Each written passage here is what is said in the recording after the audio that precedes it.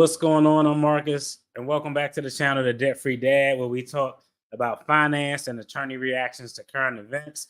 Hey, as always, a disclaimer: I'm a licensed attorney, licensed in several places, but I'm not your counselor at law. So, what that means is if you're looking for a professional in finance, a barber, a mechanic, finding a professional in your area who is licensed, who can do what they assert and purport that they can do. Now, in today's video, we're going to try a little bit of a different style, a little bit of a different format. We're definitely going to dive into the main topic regarding our favorite mayor, Tiffany Henyard, and her spending with regard to the funds in the village of Dolton and the role as the supervisor of Thornton Township. So we're going to dive into that. But I had a little bit of epiphany. I was like, you know what? Let's go ahead, get some of these stories that I had out the way. We're going to do them real quick, in and out. So we're going to cover a few topics before we dive into Tiffany Henyard. First and foremost, this is actually an interesting topic because I don't really know how I feel about this dude. But let's go ahead and bring him up. Damon Dash. All right, let's talk about Dame Dash. I don't know if y'all are aware, but Dame Dash owns a 1/3, 33% interest in Rockefeller. More importantly, the album Reasonable Doubt. Shout out to the first comment of the night. I appreciate you for tuning in. We're going to get to the good stuff on Henyard, but we got a few things that we want to get out of the way. A finance topic, a scam topic, Breonna Taylor, because I promised folks that. And then, of course, we got to dive into the super mayor. But Dame Dash is 1/3 owner of whatever remains of Rockefeller Records, and more importantly, the album Reasonable Doubt. It seems like every year he's on there talking about he's doing a run on the normal circuits, Breakfast Club, I don't know, maybe the Joe Budden podcast, where he talks about being a boss, being an entrepreneur. And interestingly enough, with that sale of his 1/3 interest, he was asking for a specific number of $10 million and a Rockefeller chain. And he said the Rockefeller chain isn't real if you don't get it from him. And I thought, what? That's crazy. One, I'm going to just be honest. Do y'all think that 1/3 interest in Rockefeller and the Reasonable Doubt album is worth $10 million? I personally think any money that Reasonable Doubt made is already made. I don't think it's worth that. But now we know why the number is $10 million. Apparently, hey, even though he's a boss and he's his own entrepreneur, he doesn't want to work for nobody, he owes about $8 million in back taxes, not to mention I think it was $160 some odd thousand in back child support. Let me go ahead and take a look so I can give y'all the right numbers. All right. In a motion filed Wednesday in Manhattan Federal Court, New York's Department of Taxation and Finance asked to legally intervene in the proceedings ahead of the August 29th auction, in which the United States Marshal Services will auction off Dash 1/3 interest in the storied record company. The tax authorities claim that Dash owes more than $8.7 million in unpaid taxes and penalties from personal income he reported in 2005 through 2018, and that the Rockefeller auction might be their last shot at recouping a debt that has been delinquent for far too long. In addition, it says a new wrinkle. It says the Rockefeller auction is being held to satisfy $823,000 judgment against Dash, won by a movie producer in a civil lawsuit over the film field partnership. But New York City's Department of Social Services actually has first dibs, since Dash also owes a total of $145,000 in unpaid child support. So the question is, I don't think Rockefeller, a third interest in Rockefeller, is worth anything, in my personal opinion. Y'all let me know what y'all think in the comments. The long story short is you can go on the circuit and talk about being a boss and building generational wealth and having something to give to your son. And he did it to a point where he rude. He kind of spit in the face of people with W-2 jobs. But this clearly shows that all that talk is just talk because you're still trying to dig out of a hole from taxes that you owe from 2005 to 2018. So the moral of the story is don't mess with the IRS. Trust me, I did a video, one of my first videos, where I owed the IRS money. That wasn't fun. Pay them first. Well, maybe pay the child support first if you're in that situation, then the IRS. But those are two people you definitely want to give your bread to. Now, this next story, we're going to pivot. This is for all y'all out there before we get to Tiffany Henyard, all y'all iPhone cats out there. Because I know y'all see me, I go on my phone and y'all see me open it up and y'all like, oh, DFD lame. He a Samsung guy. But here's a scam that impacts iPhone users at a higher rate than it does Android users because Android has an option that'll allow you to potentially avoid this scam. This is a story I had for a while, and I was like, you know what? Let me go ahead and get this story out. So, one, let me help all my iPhone folks out there. Let's see.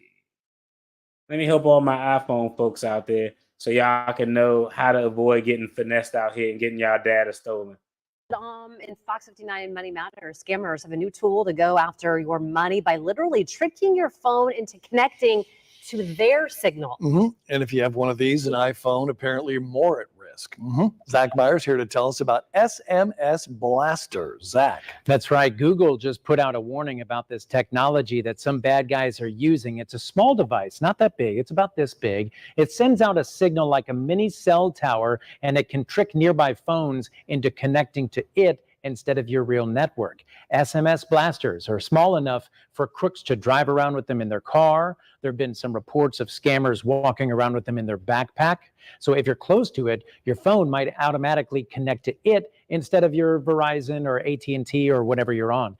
If that happens, you can be in trouble because the signal from the SMS blaster bypasses all the security that your network uses to filter out spam calls and texts. So the bad guys at that point can just blast you with as many messages as they want, as long as you're connected to their signal. And of course, that's how they often get people to click on bad links or upload malware to devices. As far as protecting yourself, there is good news, but also bad news. SMS blasters use the mostly obsolete 2G network. Remember that? Carriers don't even use it anymore, but it's still out there and phones can still connect to it if there's a signal. Google says Android users can go into their settings and disable 2G on their phones. And if you do that, you're safe from the device. You're good. Your phone won't connect to it. However, there's currently no way to disable 2G on the iPhone without putting it into lockdown mode. So iPhone users could be more at risk from these devices right now. Now, it's possible that Apple could make that an option to disable that at some point. In the meantime, though, I'm going to have instructions on how to disable 2G on an Android device attached to this story at fox59.com. For Money Matters, I'm Zach Myers. Now, let's talk about that real quick. I don't know about y'all, but if somebody said you had to lose one, your wallet or your phone, take my wallet, bro. Go ahead, take my wallet. I don't want to lose my phone. So your phone is more important than your wallet. Back in the day, you didn't want to lose your wallet. You was like, phone, not a big deal back when they had the big Saved by the Bell, Zach Morris phones. But I thought that video was interesting because one, I mean, it's y'all iPhone fanboys and fangirls. Y'all love y'all iPhones. They're more susceptible because they can still connect to an old ass 2G network. Why would it do that? And there's no option to cut it off. But y'all just make sure that y'all keep y'all head on the swivel. Make sure that, I want y'all to getting scammed or getting finessed out of something is a terrible feeling. I have never had it happen to me, but I don't think it's a great feeling. And all your data is on your phone. You're talking about pictures, addresses, credit card information, fingerprints, voice recordings, pretty much anything that someone can use to kind of jack your identity. So I thought that video was dope just to keep everybody informed what's going on. And shout out to Android in the game for making things a little bit more tougher for the finesses out there. Now, before we get into Henyard, I wanted to talk about this Breonna Taylor ruling that this judge passed down. And I actually thought about bringing or pulling up the actual opinion of the court and reading it. But one is some bullshit in my personal opinion. And two, I was like, you know what? I don't want to take such a deep dive into the Breonna Taylor thing because it is annoying. And like I said, I'm calling bullshit on it. But I found the video that was all encompassing that talked about it. So before we talk about the super mayor, we definitely got to jump in and dive in on this. Let me go ahead, pull this up.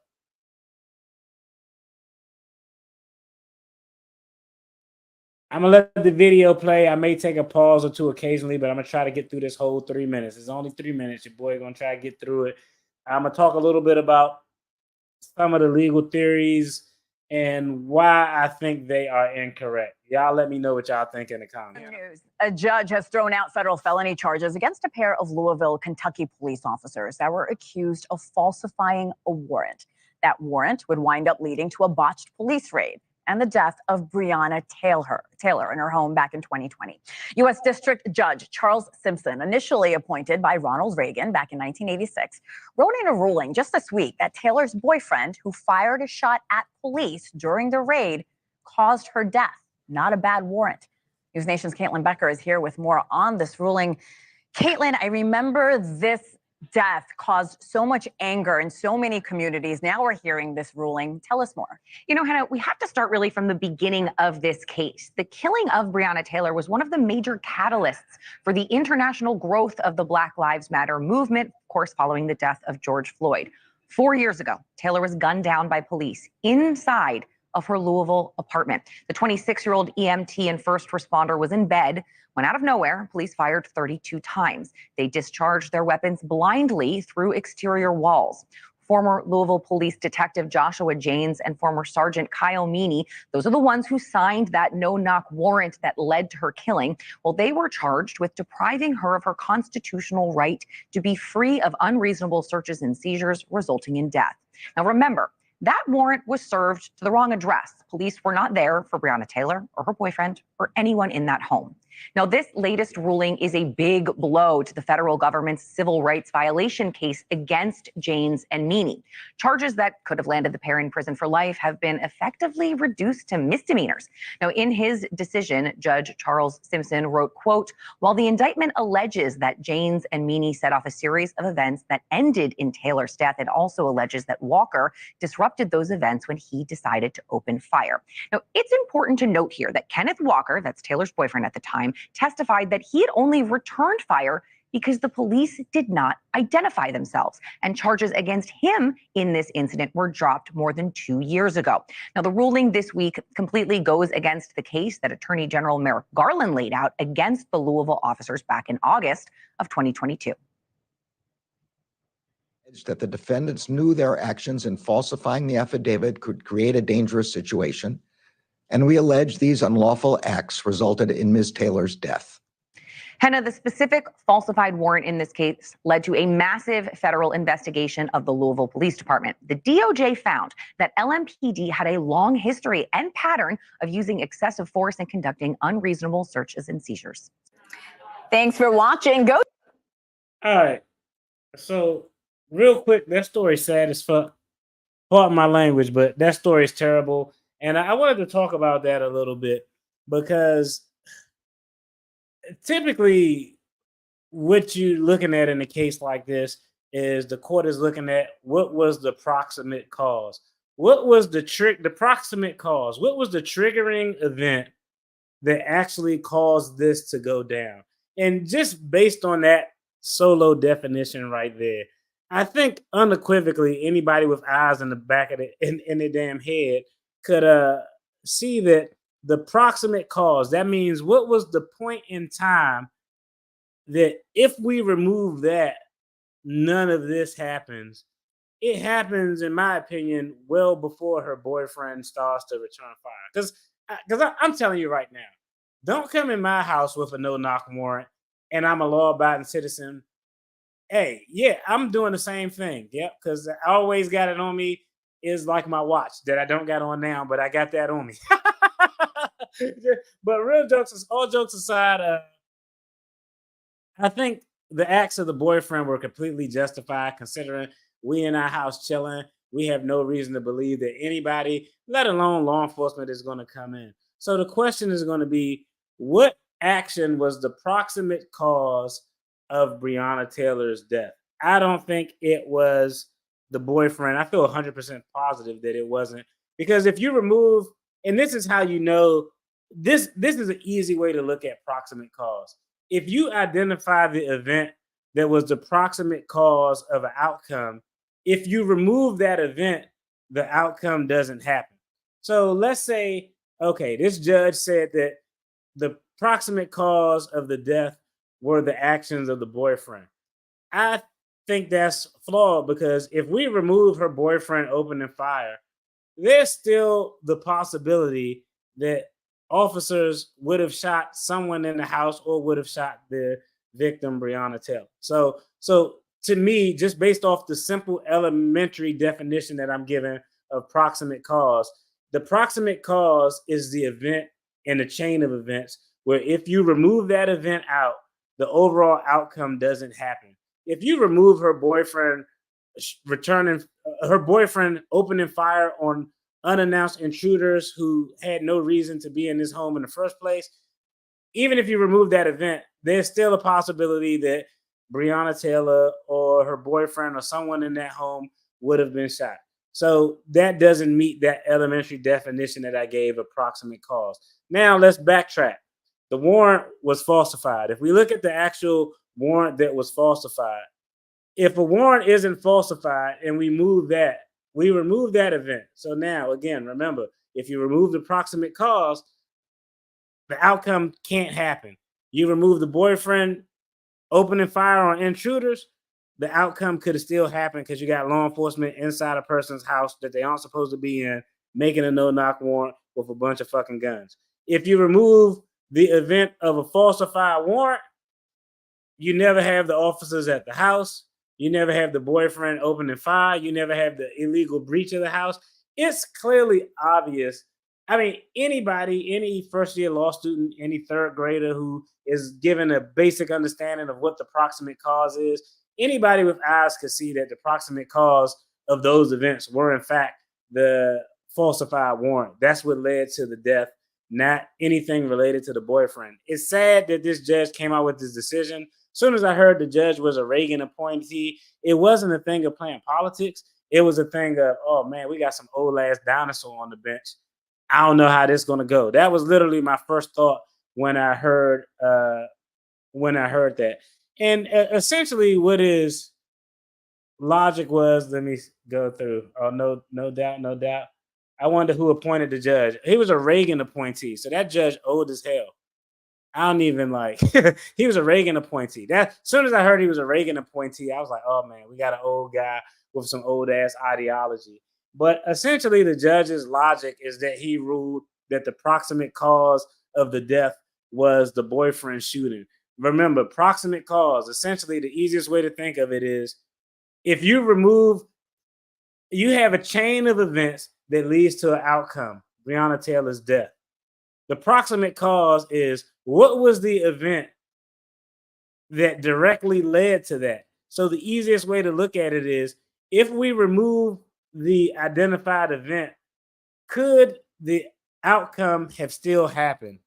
And that's kind of how you look at it. So just based on that general, that's an easy definition they give for like first year law students to kind of grasp the concept. But just looking at that general definition, it's clear if you remove a falsified warrant, there's never any officers at that property. There's no illegal breach. There's no need for the boyfriend to shoot fire on unlawful intruders. None of that happens, and we aren't even here. If we leave that in, falsified warrant, the cops still come in. Even if the boyfriend doesn't shoot, there's still a possibility that someone in the household could be shot. Strong possibility with a no-knock warrant. And then it also goes to I saw in the article where they were having this big debate on no-knock warrants. Should no-knock warrants be outlawed? Normally, you see no-knock warrants is with regard to affidavits for violent criminals. Normally, you're talking guns and drugs. That's where you see no-knock warrants, where we're going in, we're not going to have to knock to announce ourselves. Normally, you see a knock, you hear a big boom, boom, boom. Police open up. Nobody open up, then they coming in with the battering ram. But for those high risk type of warrants, whether it's arrest warrant, high risk search warrant, they do have no knock warrants. Y'all let me know, do y'all think no knock warrants should be used or outlawed? Should a no knock warrant be outlawed? I'm not opposed to outlawing a no knock warrant. And the reason is because there's generally no set standard for the amount of time law enforcement have to give from knock to breach. So if I'm with the FBI and let's give something that'll be more factual. I'm a special agent and I'm working with this team and we're DEA agents and we're going to serve a high risk arrest warrant on some guys who deal with guns and drugs. We know that's what they got. I don't think you lose anything from us going up to the door, hitting it and going in versus us going up to the door, boom, boom, boom, police, and then we go in. Because the courts haven't outlined a specific, there's no rule that says you have to knock 3 times and wait for 120 seconds to allow the person the time to come to the door. Because there's no real rule like that, I don't think the need for a no-knock warrant essentially exists. I mean, you can literally be like, police, we're serving a warrant, open up, and then come in the door. And you effectively have lost nothing. I don't think you lose anything from just banging the door. I mean, there's a slight element of surprise, and I know that law enforcement officers will argue, well, no-knock warrants allow us to get an element of surprise, but we're talking, I don't know, I don't think you lose anything, but when you're talking about gun battles, microseconds are also important. So if you were asking me as an attorney, do you think no-knock warrants should exist? Should they be outlawed? I would probably lean towards yes, because I don't think that fraction of a second that you get from the knock loses anything. But I think it is a legitimate argument for that element of surprise. I mean, think about it. If you in your house, if a drug dealer's in his house with a shitload of guns and drugs and he don't got it directly on his hip, not knocking allow you to come in before they could potentially even get their hands on their weapon if they don't have them. So there's arguments on both sides, but I generally think that, but therein lies the problem. And I'm gonna go ahead and chime in. I see my brother left a comment. They need to change it from a lifetime job thing for these judges. I agree. Sometimes you can just outage your position. You know what I mean? If someone is appointed for life and they like 93,000 years old and they have some old ideologies. There's technology out now that wasn't even available to them for the majority of their life. So, I definitely agree that, especially with the Supreme Court, there should be some limitations on it. I don't think nobody should sit and do anything for a life. Like unless you're a dictator, that's about it. But I definitely agree with that, Lisa Lee. I agree with that comment. No-knock warrants should be situational. I understand that there would be certain situations where you would want to use them. But therein lies the problem. This was a situation because a warrant was falsified. Guys falsified the warrant. Everybody else on the strike force don't know that this warrant is bullshit. They coming in to do work. They're thinking this warrant is legit. So they already is a high pressure situation. Everybody's anxious and kind of on edge, being ready. Like, I don't know. Like, what situation should a no-knock warrant be authorized? Because if the situation is for high-risk warrants, this was a situation where under that theory, it would have been authorized because nobody knew that the shit was falsified until after the fact. You know what I mean? If they knew it was falsified beforehand, they wouldn't even have been there. So I do agree that there's arguments on both sides. But if you had to ask me, say yes or no, I would probably lean towards we probably should get rid of no-knock warrants since there's no statutory or court precedents for allowing a certain amount of time between knock, announcement, and breach. Because, I mean, you could be like, police, open up, boom, and come in with the battering ram off the break. Like, yeah, you lose microseconds, but those seconds are valuable to law enforcement. Because when you think about it, a lot of people don't know this, but if you're like a Second Amendment person and they talk about, well, you want to find an opportunity to engage your enemy, seconds are valuable because if you have a 1 second draw, a 1 second draw allows me, if someone has a gun pointed at me and I haven't drawn my gun yet, and I have a 1 second draw, if I have a 1 second draw, that person can have their gun pointed on me. And if they turn and look away slightly, if I got a 1 second draw, I can literally draw my firearm fire before they can get their eyes back over and register to their brain to shoot. Now, if I got a 1.5 second draw, this is why it's important to know how fast you can draw your firearm. If I got a 1.5 second draw, I need to be able to see that person's head turn. If a person has a gun pointed on me and they turn their head and I can see their ear, if I got a 1.5 second draw, I can get out and get at them before they can even turn back and register to return fire. Now, if I got a 2-second draw, I need to see the back of that person's head. If I see their ear and I got a 2-second draw, I won't be able to get my gun out before they can get back around and put shots on target. So I understand seconds, half a seconds are important as hell. So it's an interesting take. The biggest takeaway is this decision was fucked up. And this judge is interesting. The bigger thing is going to see what DOJ does. Everything is appealable. That's always a good thing. But it's going to be interesting to see what DOJ does in light of the fact that this is an election year coming up. Merrick Garland could potentially not be there if, the office and politics of the United States change. But this is a crazy decision. The judge made that decision because he determined that the boyfriend's actions were the proximate cause of her death, where in fact, the proximate cause of her death was the falsified warrant. Had that not been done, we wouldn't even be here. And I just wanted to touch bases on that because someone actually chimed in and wanted me to talk about it. Well, if the suspect used those few seconds to hide their shit instead of walking to the door to answer it, yeah, that's true as well. Because most times that's what happens. Like most times, I'm not gonna say most times because you can hear a loud knock and people will start firing. But most times, when that knock police, most people are flushing shit down the toilet. So I actually do agree with that statement. Yeah. But if you fuck up, like in this case, there should be heavy consequences.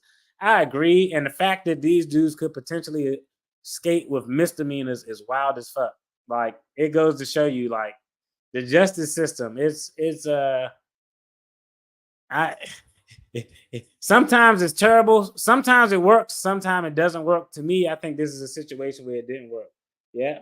They can get in there a second late and the suspect can flush their guns down the toilet.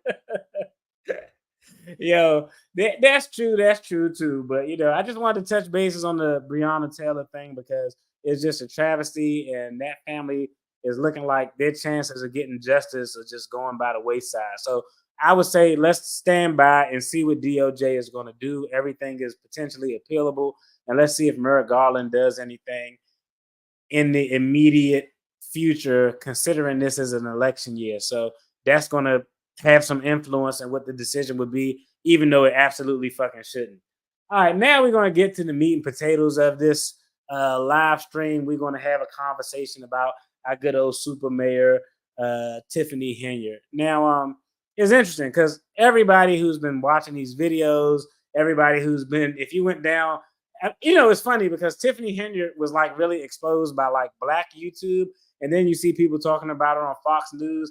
And people chiming in on the chat from the UK and Australia, and I was like, damn, this chick done made herself an international name. But it looks like we actually got some receipts. I want to give y'all the background on how we got here before we watch the video, and we're going to break this video down because her attorney says something that's interesting. And some questions that could be asked that might make some of the spending plausible, but I think this shit was too flossy to even be plausible, depending on even if those facts came out in her favor. But long story short, a Freedom of Information Act was filed to obtain credit card records. Those records were never turned over. When government or municipality failed to comply with a Freedom of Information Act request, the requester has the option to file a lawsuit to force them to turn over those documents. So lawsuit was filed. We have to turn over documents now. And now that we got these documents, we can see what was spent. We can see what was spent on a specific trip to Austin, I believe. And we can actually see what was spent with regard to funds related to Thornton Township and funds related to her role as the mayor of the village of Dolton. So I'm going to go ahead, cue this video up. And we're going to definitely break it down because it's an absolute shit show. I actually saw that they were having a special township meeting today. And when I saw that, I just was like, some people just do lives and play the whole thing. I ain't got the bandwidth to do that shit. Like, y'all have y'all ratchet ass meeting. I'm gonna take out the clips that I want to take out, and then we're gonna discuss it. But I will be doing a breakdown of the Roland Martin interview, maybe 5 to 7 clips. I'm not sitting through that whole thing to listen to Roland Martin's voice. He annoying as hell to me. But we'll break it down. We're gonna talk about it. But let's take a look and see what the taxpayers' money went to from our beloved super mayor. We're gonna make this big when we get to the super mayor. Kobe Jan Investigates has learned taxpayers are on the hook for tens of thousands of dollars more in travel costs for Dolton Mayor Tiffany Henyard and her administration. Comes after WGN sued the village for refusing to turn over financial records as required by law. A judge sided with WGN. Investigative reporter Ben Bradley shows what those records reveal. For a year now, we've been reporting on questionable spending by a South suburban politician named Tiffany Henyard. But we only knew half the story because we only had records from one of the 2 governments she runs. Now we can show you the real toll her travel is taking on taxpayers.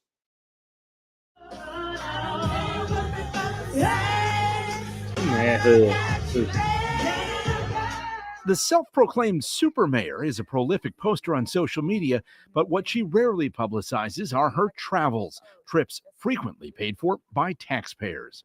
If you want to have a good time, spend your own dime.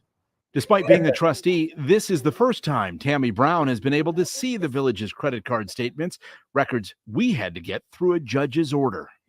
When you see things like this, it's like a punch in the gut. Last January, we told you Tiffany Henyard and her entourage racked up more than $67,000 in travel-related charges in just 5 months. But that's just what was charged to Thornton Township credit cards, where she's the supervisor. When you add in what was billed to Dolton, trips for Mayor Henyard and her entourage cost taxpayers more than $100,000. We questioned Henyard about travel last fall. Now, that image right there is the universal image of I need to act like I don't know what the hell is going on. But I think point number one, and we said this early on in these videos, it just doesn't make sense to be able to hold 2 government positions simultaneously. Like most government positions you get, there's an express provision that says you can't maintain a position or obtain a position with another government agency because it could be some type of conflict of interest there. So I'm gonna finish playing this, but that's just weird in and of itself, in my opinion. $100,000. We questioned Henyard about travel last fall. I do not handle anything as relates to with credit cards. As you heard me speak today in my board meeting about, I do not handle that. Some of those charges are for you, though. No, sir. You didn't go to Las Vegas?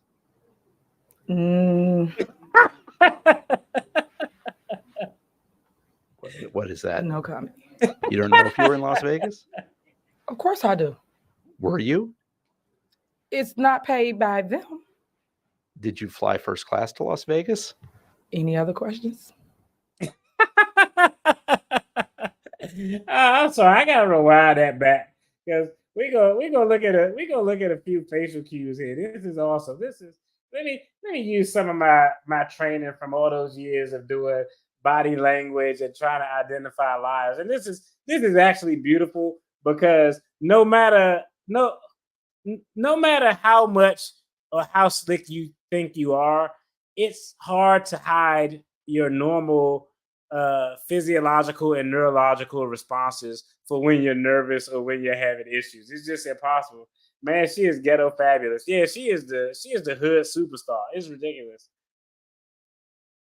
I can see Tiffany thinking she could sing the national anthem for a stadium. I definitely she got that. She think that she can do whatever it is that she want to do. It's definitely nothing. But let me go ahead and go back to this view because I want y'all to see this again. We're gonna take a couple of pauses. Questioned Henyard about travel last. All right, so serious demeanor. That's always the best way to go when you're starting to ask questions. Because nervous smile. So hey. That's a good thing. You want to have a consistent look. Now, if you start out serious, you have to continue serious. If you start out kind of with a little chuckle or grin, it would probably behoove you to maintain that. Because typically what an investigator is looking for if they're questioning you is what is a break from the norm. We want to identify what is your baseline response, facial expression, what you're doing with your body language versus when we ask you a tough question. And that's going to be when it changed. I guarantee you, if we would have had something to measure her breathing and her heart rate and her sweat glands, her shit would have been sweating profusely and we'll be able to identify the exact time. Last fall. I do not handle anything as relates to with credit cards. Consistent statement. She's been saying that even since the video we did the last time. As you heard me speak today in my board meeting about, I do not handle that. Some of those charges are for you, though. No, sir. Okay, so far so good. Everything is consistent. No, sir. Oh, let me go back. I'm trying to see what she did with her head there. Are for you, though. No, sir. Okay, now I'll tell you that was weird. And you see these kids do this all the time. Like when you say no, if you're lying, you'd be like, no or yes. And it's interesting when she said no, sir, she didn't do a full like no, sir. It was weird. It was like she started to do it, but it was kind of a nod. I don't know if y'all caught that, but that's an odd movement to a direct yes or no question. Some of those charges are for you, though. No, sir. Did y'all see that? It looked like she was going to shake her head no, but she took a complete pause and started to shake her head yes. No trustees showed up for tonight's meeting. People walked out except a few seniors. She talked to about 10 people for an hour and 8 minutes. It was ridiculous. Okay, I saw people live streaming it, and I was like, oh, man. But I only saw her talking. So I didn't know that. That's hilarious that nobody actually showed up. But did y'all notice that I appreciate that comment too, Pamela. Let's say a good bullshitter cannot fool the best. I agree. But did y'all notice that head movement? Did y'all catch that on the first time? She was about to shake her head no, but then she kind of alluded to a yes. Some of those charges are for Right you, here. though. No, sir. You didn't go to Las Vegas? All right, were you in Las Vegas? Face still straight. Good.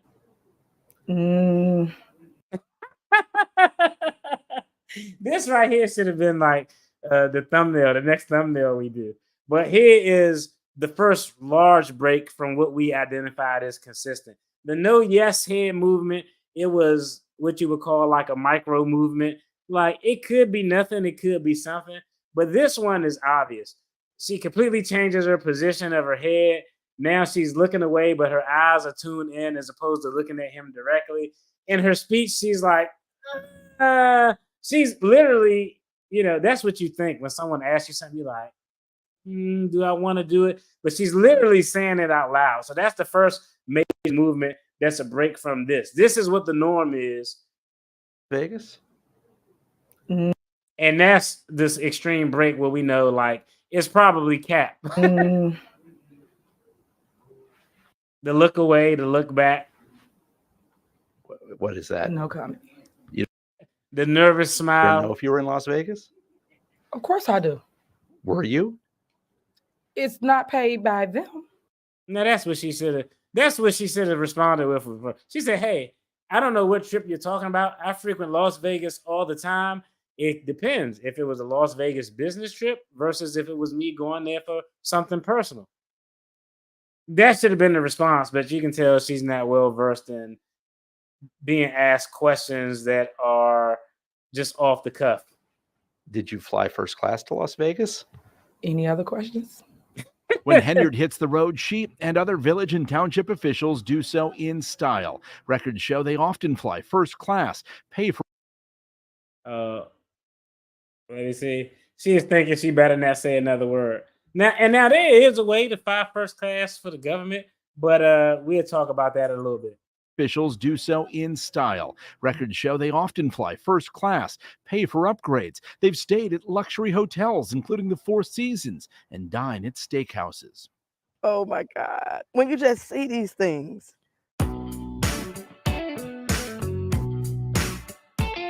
Let's look at one trip to Austin, Texas in July.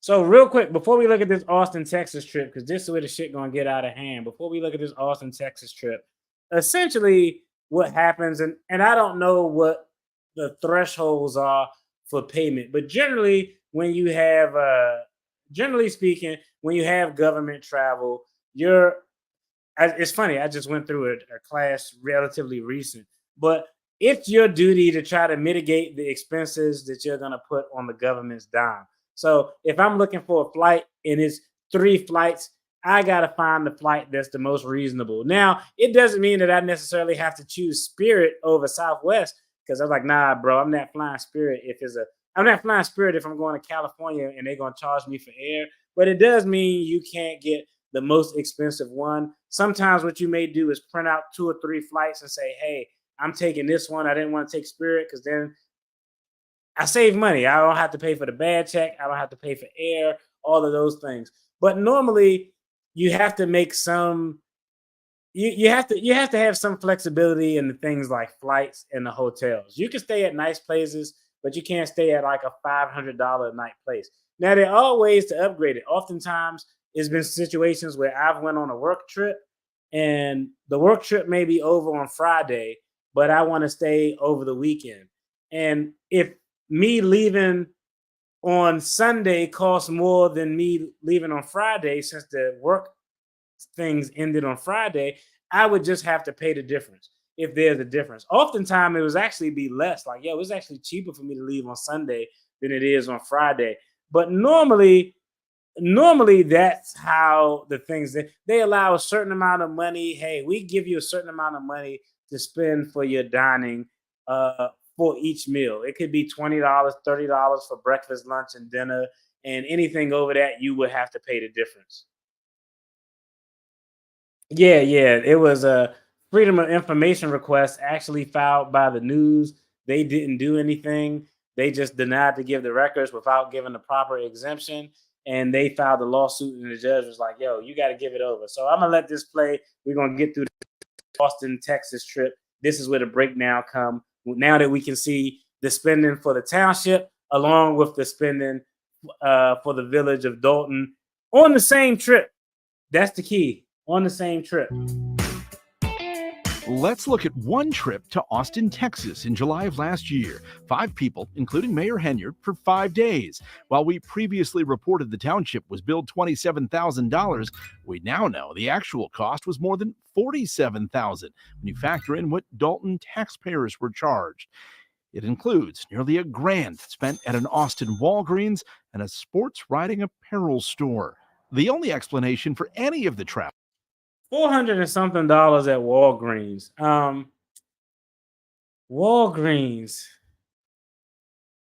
I could see a legitimate government reason why you was. I've been on travel before in Austin, and whatever we were trying to set up, the supplies were jacked up, so we had to go to like a CVS and use the purchase card to get the supplies we needed to get through the presentation. We talking about, and Walgreens expensive as shit. But I'm talking about overpriced ink cartridges, overpriced packages of paper. And that bill was so again, I don't know what the purchases were at Walgreens, but now the sports thing is crazy. But I'm not going to necessarily say Walgreens couldn't happen. Now, at the sports venue, that's a little bit wild. Spent at an Austin Walgreens and a sports riding apparel store. The only explanation for any of the travel was that it was to attend a conference. I'm sure you guys had an awesome time on the backs of taxpayers, but what do we gain from any of these trips? We gain nothing. Trustees say they've been demanding explanations for months. You the ones that's costing the village money. And y'all don't have that call. All right. Okay. But Henyard and her team refused to share the credit card records. All right, now real quick, it's not uncommon. I went to Austin for a conference. I was there for 5 days. I've sent, what's the most amount of people we sent on a trip that was work related? Maybe 10 or 12. Now, it probably didn't cost 40. It might have. It might have when you calculate everything. Fuel to get to the airport, flights, hotels, luggage. But that was 10 damn people. But I'm kind of confused as to how we go to a conference and this shit even gets approved. Because exactly, you went to my point. Lisa, you went to my point. Notice how she has been less flashy since she started losing people. Yeah, because she when when the pressure get hot, and you don't want to come out in chinchilla coats when everybody's talking about how you you don't want to get out. It is a video, a image of her getting out of a Tahoe with like a chinchilla coat, but you don't want to pop out in the chinchilla coat when everybody's talking about you stealing government money. But Lisa Lee, you asked the correct question. The correct question is, what is the conference about? What is the conference about?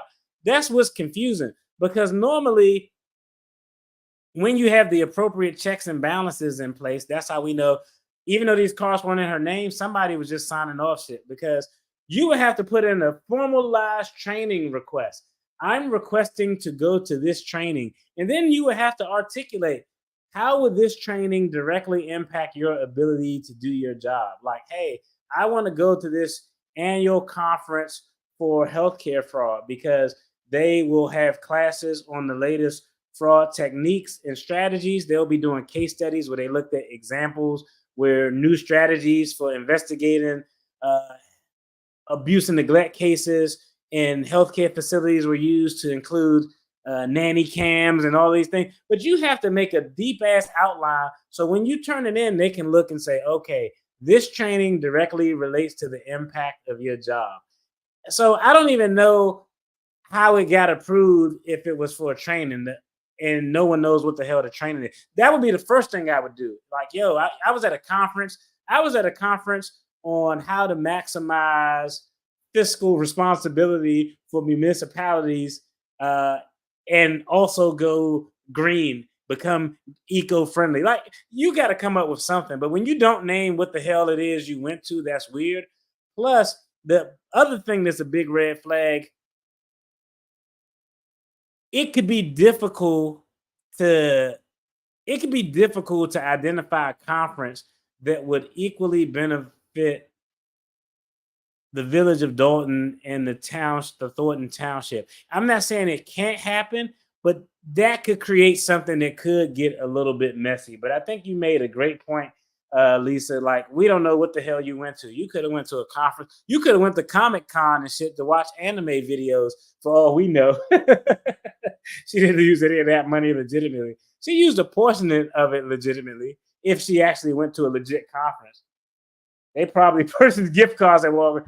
That's a fair point. That's a fair point. Man, I had a government credit card when I was in the military. I watched people get busted for misusing that shit all the time. Yeah, them government credit cards. And they tell you, like, hey, you're personally liable. Like, in the training you take, they'll say, you're responsible for the bill. So even if you use the card and let's say the government, your paperwork was approved, everything you did was legit, but the money the government is posting to the account don't post until like the 14th, but the bill is due on the 10th, you're actually responsible for paying that bill, and then they reimburse you back that money. So they're real particular about that. No rules, just allegedly stealing. Yeah. Tiffany going to copy what you're saying on paperwork. Hell, I was scared to use my government card. I paid for my shit out of pocket and just had them reimburse me. That's kind of the way I go too. Like, the only thing I get really on the card is the easy things. I'll get the flight and I'll get the hotel. Any food stuff, I normally just do that on my own, because when I'm on a work trip and it's just me, that's like my solo time to go on vacation. So I'm eating good. I'm gonna eat fresh. If I got like $30 for breakfast, lunch, and dinner each one, like breakfast, I might go El Cheapo. Lunch, I might go El Cheapo. But like dinner, I'm getting the big ass steak. But that's definitely not what the hell they had going on here. All right, let's go ahead and jump back into this video.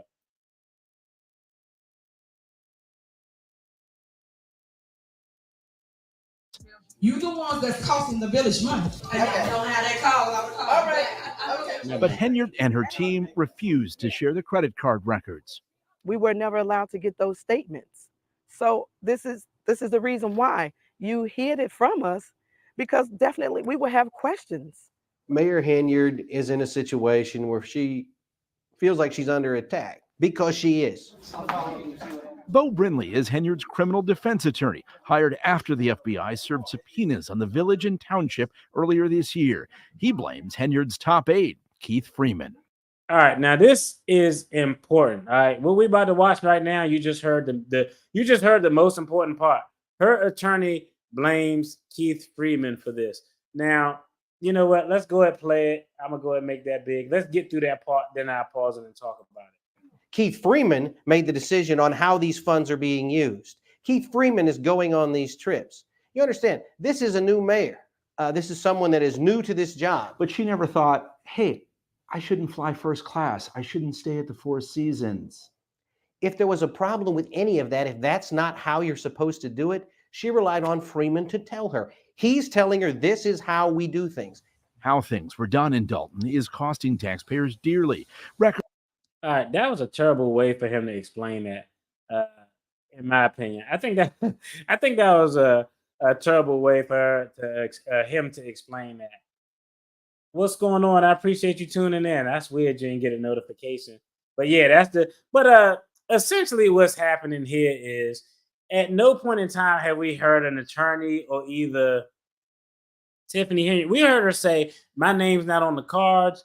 Other people use those cards, so they can get what they need for their agency or organization or whatever.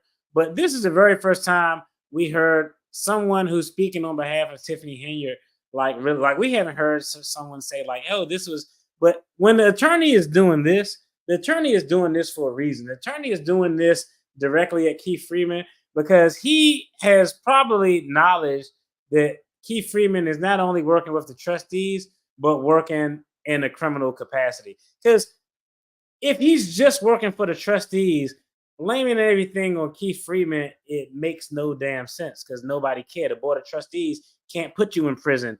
They can't do anything unless they file like maybe a civil lawsuit. But now that he's directly naming somebody and putting all this on, it shows that he probably has some inside knowledge that he knows that Freeman is working directly for federal investigators, is my opinion. The other thing that I think is, let's just talk about this as a defense. Your defense is, I'm just doing what I taught business was, how it's always been done. That's the dumbest defense I've ever heard in my life because you're the senior executive. You're the chief executive of the village of Dolton. You're the supervisor at the Thornton Township. That's one. You're at a position where accountability for decisions being made are going to fall at your head, whether or not you sign shit or not. That's just kind of what it is.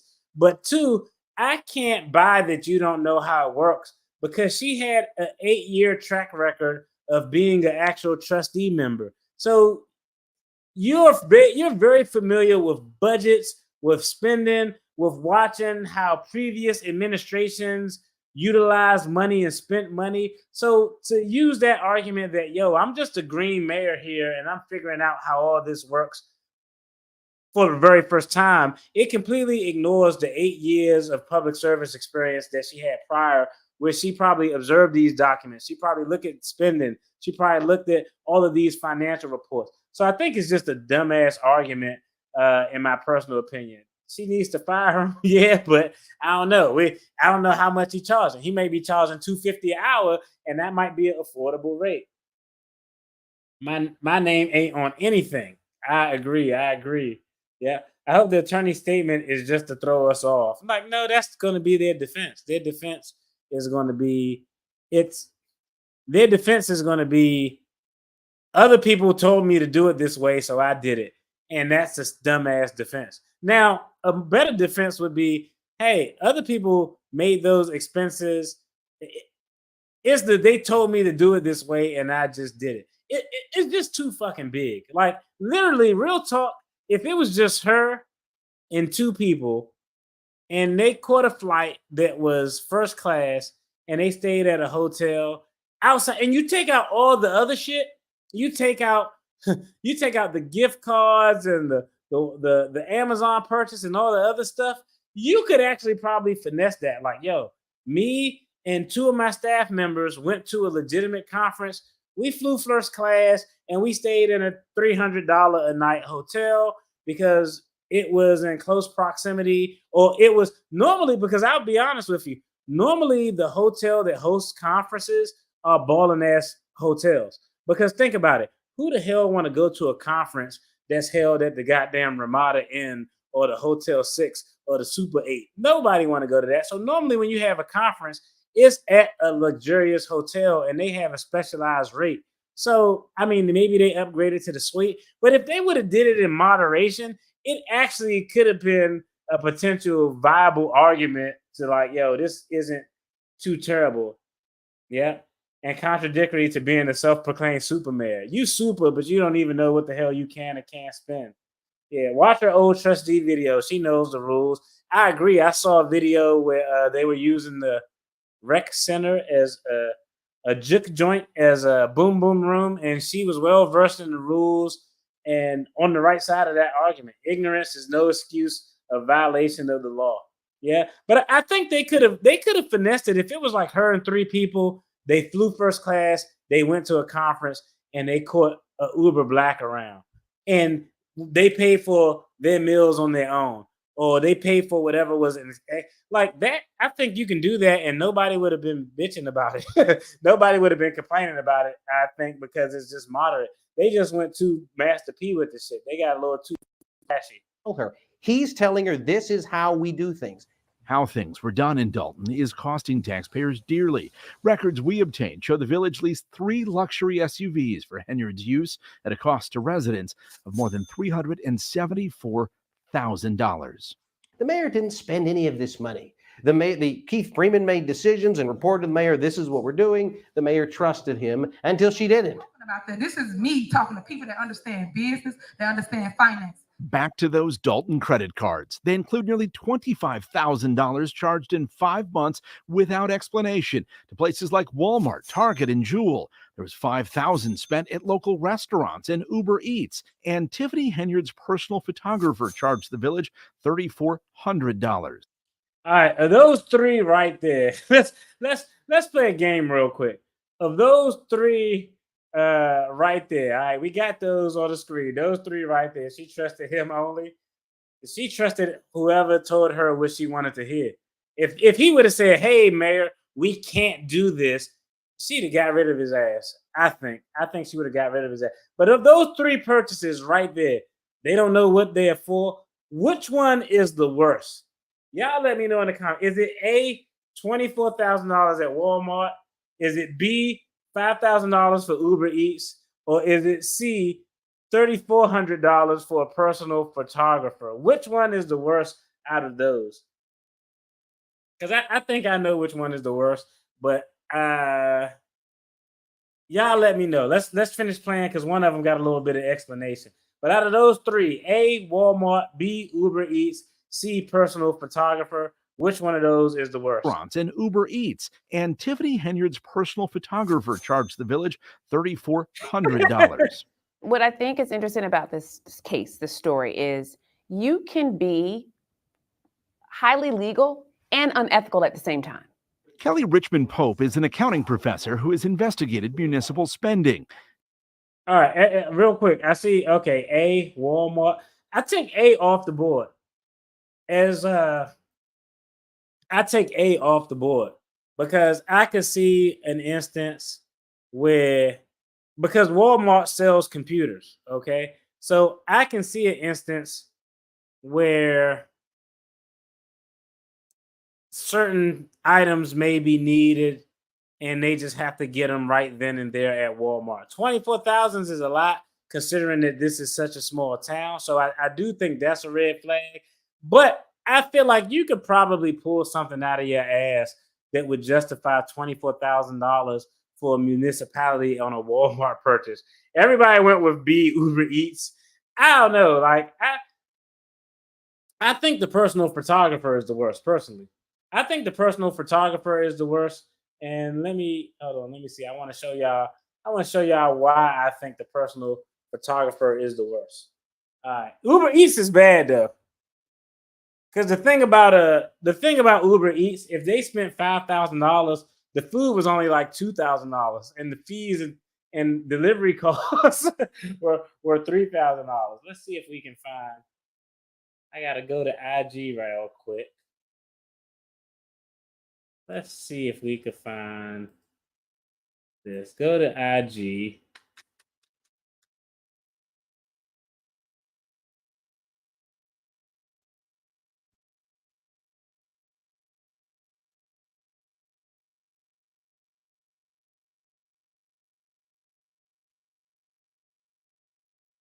All right, real quick. We're gonna get back to this story, but I'm gonna show y'all why.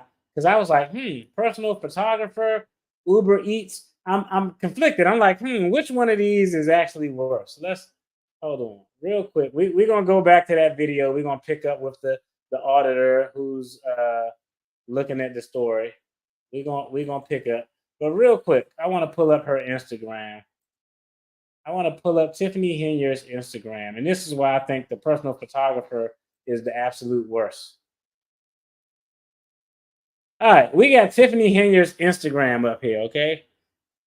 Let's go through and look at some of these photos. Let's backtrack real quick. This is always a good one right here. Look at that.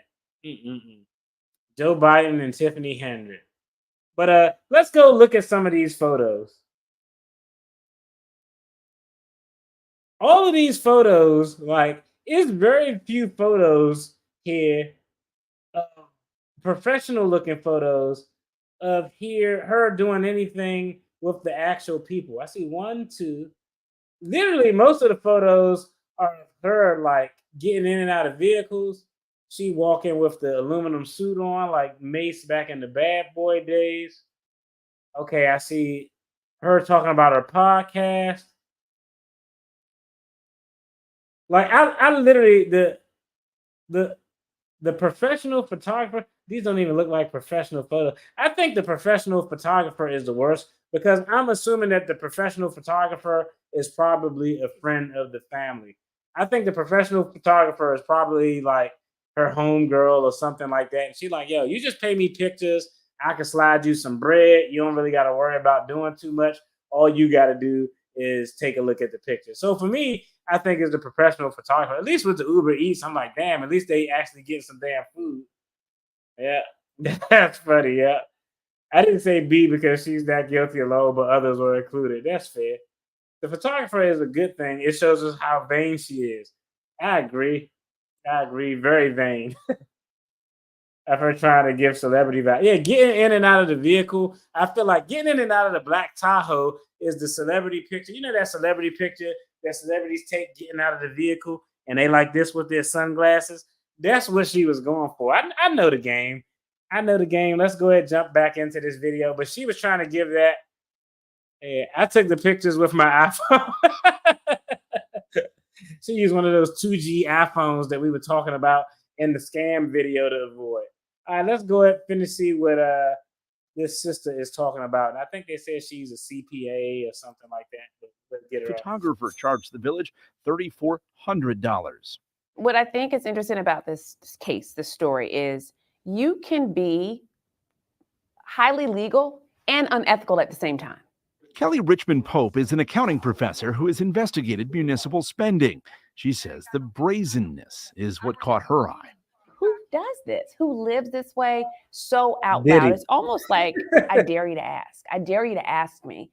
And I'm just shocked that a leader would think that they could get away with this type of behavior and that no one's going to ask them about it. We out here in Taste of Thornton. Yeah, keep raining, but it's still going on. Trustees for both of the governments headed by Henyard have now limited special event and credit card spending, but it may be too little, too late. Dolton is laying off workers after trustees discovered the village is millions in the hole. That's terrible. We sort of knew we were in a bind, but not to this extent. This is devastating. Federal prosecutors charged Keith Freeman with bankruptcy fraud. He's now cooperating with trustees investigating Henyard's spending, but he denies he's working with the feds. Freeman declined to comment. The FBI's investigation into Henyard marches on.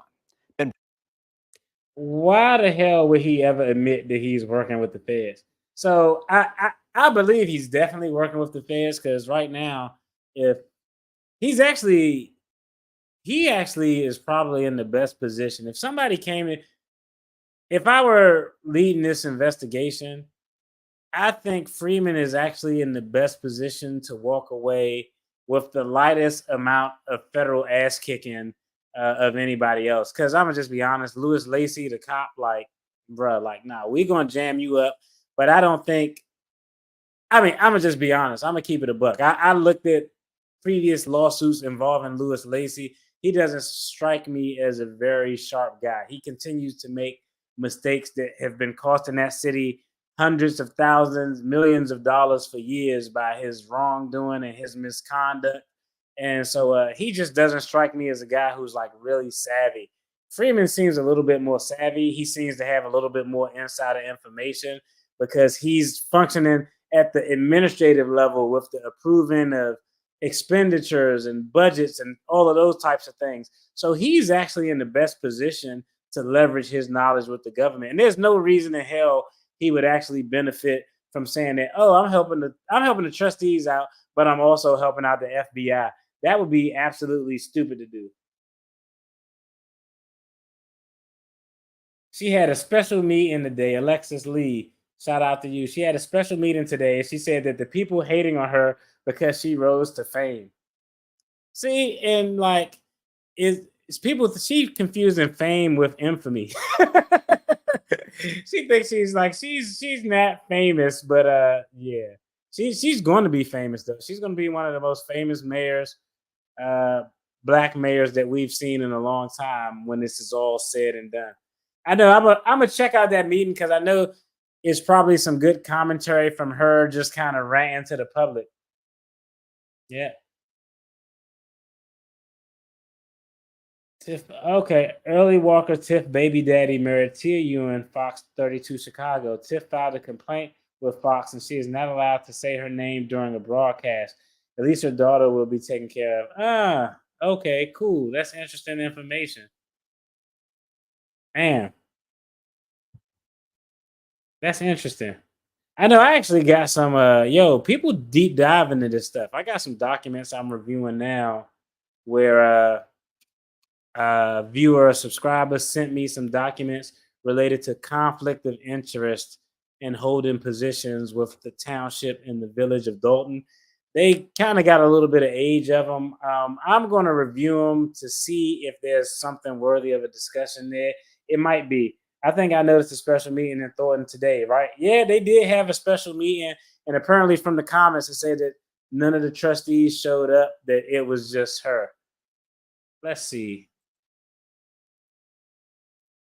No, I'm not even going to look into it right now because if I go ahead and dive into it, it's going to be a problem and I'm going to see something and start talking about it.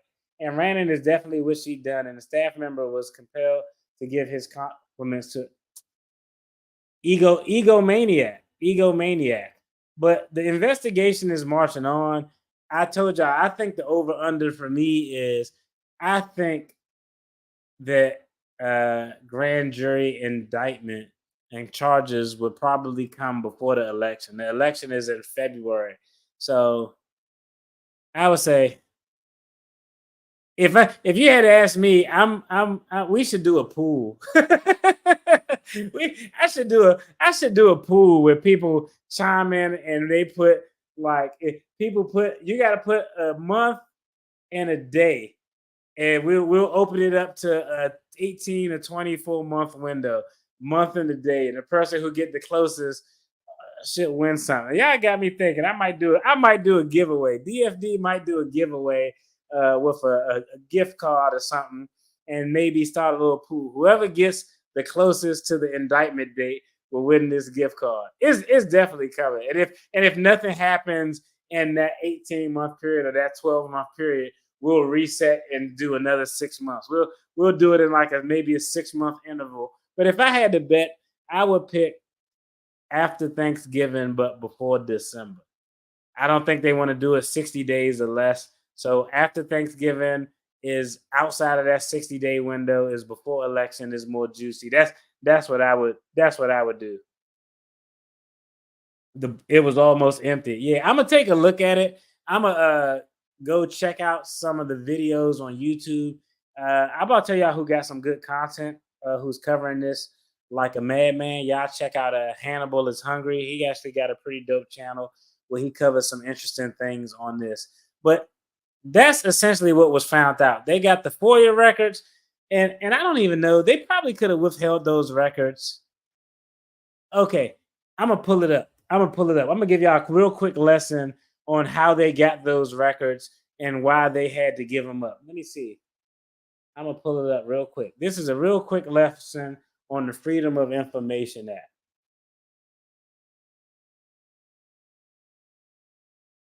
Freedom of Information Act exemptions.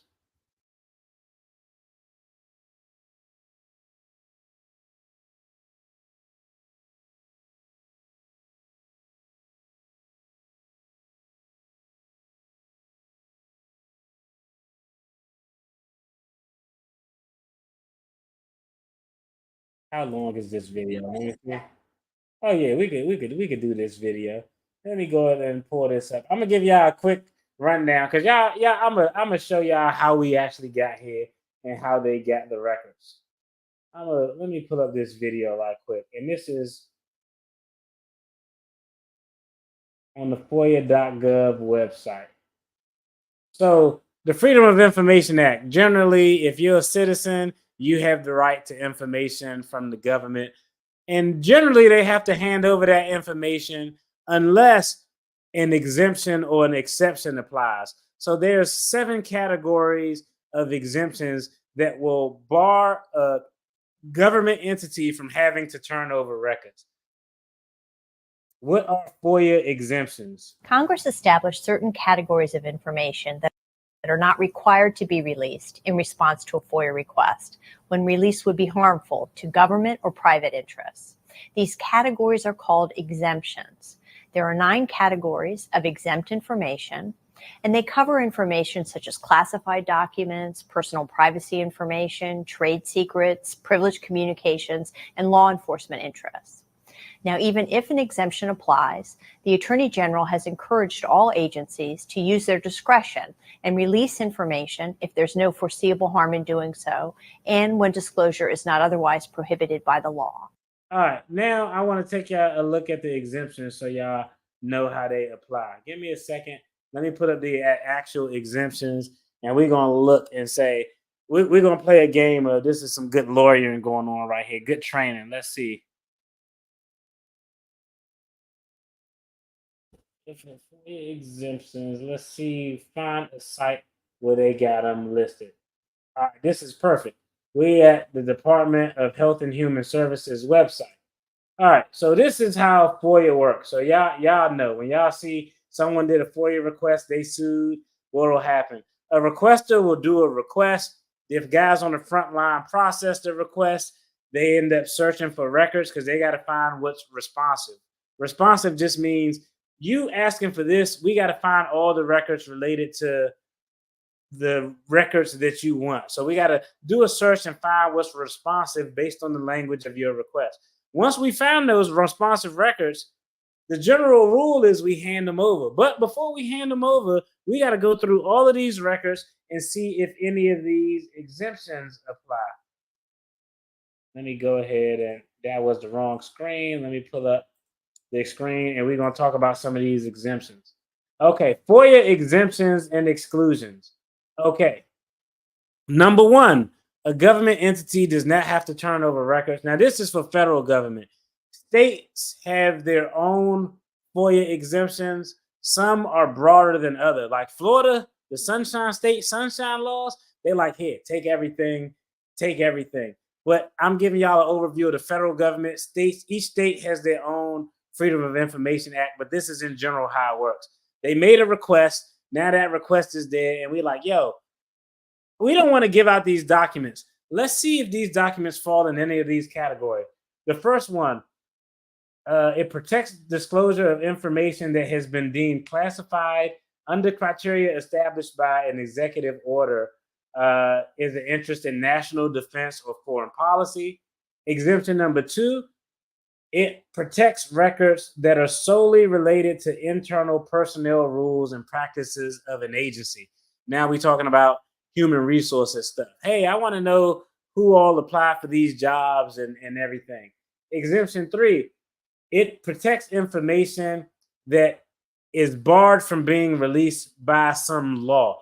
There's a whole list. I'm not going to go into it, but there's a whole list where you can go on the government website and they'll have all of these specific laws expressly say if you have these documents, you don't have to release them. Some of them are records related to veterans and things like that. Exemption 4, it protects trade secrets and commercial or financial information which could harm a business. Let's say an example of that one.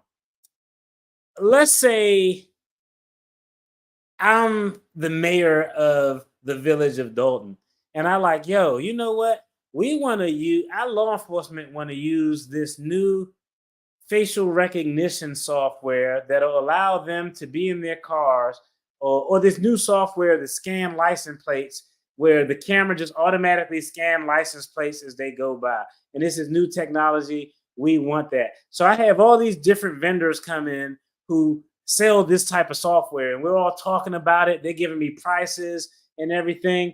That particular exemption, where you talk about protects trade secrets and commercial or financial information, which could harm the competitive posture of a business, it would protect that information. So somebody found out, hey, we found out that y'all were looking at this software.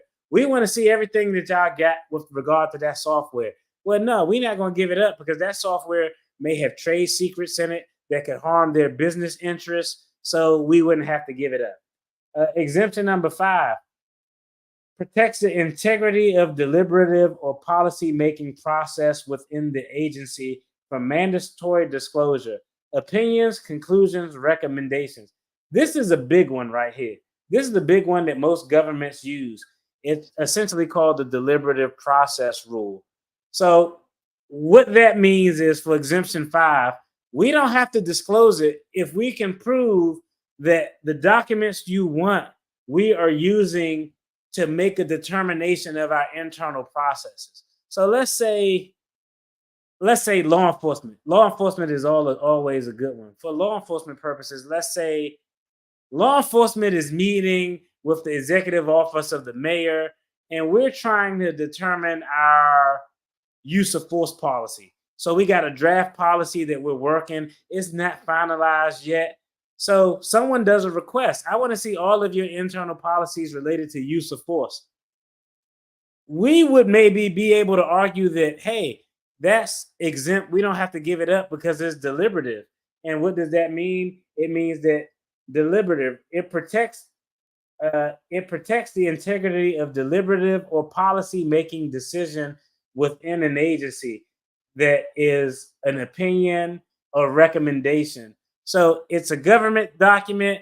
It's being made from the law enforcement of the sheriff's office with the executive office of the mayor. We're bouncing it back and forth to try to get an idea. We haven't finished this document yet. We're still deliberating. That's why it's called deliberative process. We're still deliberating, trying to get a final process, and we don't have to give over deliberative documents because we're trying to figure out what we want to do. There's a decision going on here, and we haven't made it. So that would be another instance where they wouldn't have to disclose it. Let's see, the next exemption. Exemption 6 is just protects information that would constitute invasion of personal privacy. Normally, that's a third party. I know you work for the government, and I do a FOIA request. I want to see all the files related to Alexis Lee, or I want to see all the files related to my guy Wolverine. You don't have a right to get files related to a third party without their consent. So 6 is just saying, like, bro, you have a right to your records. You have a right to records of the government, but you don't necessarily have the rights to records related to a third party without his or her consent. So that's another reason you can withhold. Exemption 7 is the biggest. And exemption 7, you see 7, all the other ones stand alone. 1, 2, 3, 4, 5, and 6. You see those are real short. Exemption 7, they think of it as the law enforcement exemption. You got 7A through F. A, you don't have to disclose it if it's an ongoing investigation. B, you don't have to disclose it if disclosing it would deprive a person of a right to a fair trial.